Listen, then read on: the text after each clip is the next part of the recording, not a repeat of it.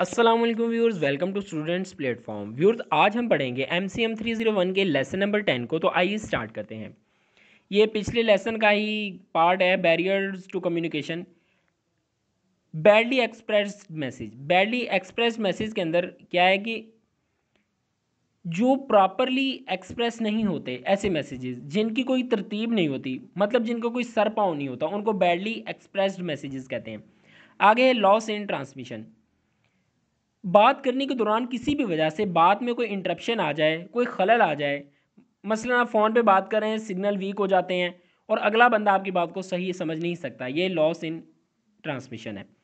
पोर retention, ये क्या है? दोनों साइड्स पर ये होती है, स्पीकर वाली साइड पर भी और लिसनर वाली साइड पर भी। फोकस जो है प्रॉपर होना चाहिए। अगर लिसनर का फोकस जो है स्पीकर की बात पर नहीं है ज़्यादा, तो लिसनर उसकी बात नहीं समझ सकेगा। अगर स्पीकर की सही तरह अपनी बात पर फोकस नहीं कर रहा, तो वो लिसनर को अपनी बात सही नहीं समझा सकेगा। आगे है इनअटेंटिव लिसनिंग।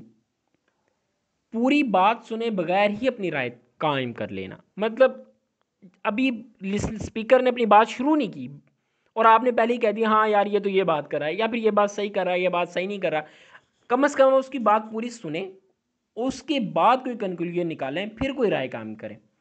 आगे है different status positions and self expressions. मतलब ये कि हो सकता है जो स्पीकर है उसका लेवल बहुत हाई हो, आपका बॉस है और आप उसके सबॉर्डिनेट हैं, वर्कर्स हैं जस्ट आप, और वो आपके साथ बात, आपस में आप कम्युनिकेशन कर रहे हैं, वो आपसे बात कर रहा है, वो स्पीकर है और आप लिसनर हैं।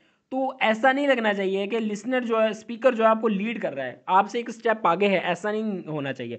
दोनों को एक ही लेवल पर, इक्वल लेवल पर होकर बात करनी चाहिए, जिससे एक दूसरे की बात ईजिली समझ सकेंगे।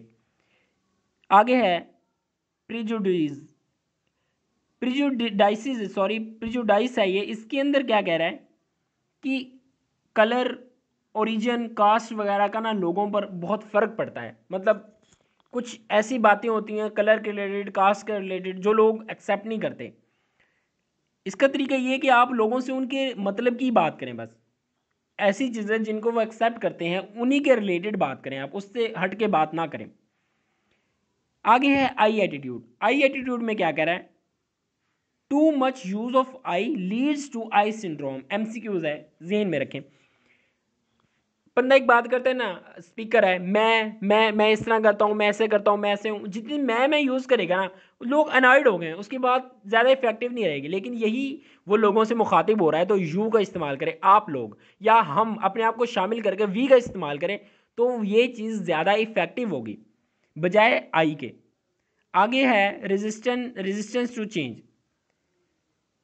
इसके अंदर क्या कह रहा है कि अगर किसी भी किस्म की तब्दीली को एक्सेप्ट नहीं करेंगे हम, तो एक अच्छे लिसनर या स्पीकर नहीं बन सकते। मेरे पास एक मवाद इकट्ठा है, मेरे जहन में एक आइडिया बना हुआ है, जो स्पीकर है वो बात कर रहा है, मैं अपने आप को ही सही कह रहा हूँ, उसकी बात को सुन ही नहीं रहा, तो ये चीज़ गलत है। हो सकता है जो मेरे पास डाटा है, जो मेरा जहन है, जो मेरे जहन के अंदर बात है, वो हो सकता है बिल्कुल गलत हो। अगर मैं स्पीकर की बात सुन लेता हूँ, हो सकता है मेरी इस्लाह हो जाए। लास्ट है रिफुटेशंस एंड आर्गूमेंट्स। इसके अंदर क्या कह रहा है? अगर एज अ लिसनर आप कुछ क्वेश्चन हैं आपके पास जहन में, स्पीकर बात कर रहा है, आपके जहन में कुछ क्वेश्चंस आ रहे हैं, तो आप कभी भी इस तरीके से बात ना करें कि स्पीकर को डिग्रेड कर दें। आप आर्गुमेंट ज़रूर करें, उससे सवाल ज़रूर करें जो वो बात कर रहा है उसके रिलेटेड, लेकिन इस तरीके से ना करें कि स्पीकर की सेल्फ रिस्पेक्ट जो है उसकी वो मुतासिर हो। ये था जी आपका ओवरऑल लेसन, आज का लेसन नंबर 10। तो मिलते हैं इंशाल्लाह ताला नेक्स्ट लेक्चर में। टिल देन टेक केयर, अल्लाह हाफिज़।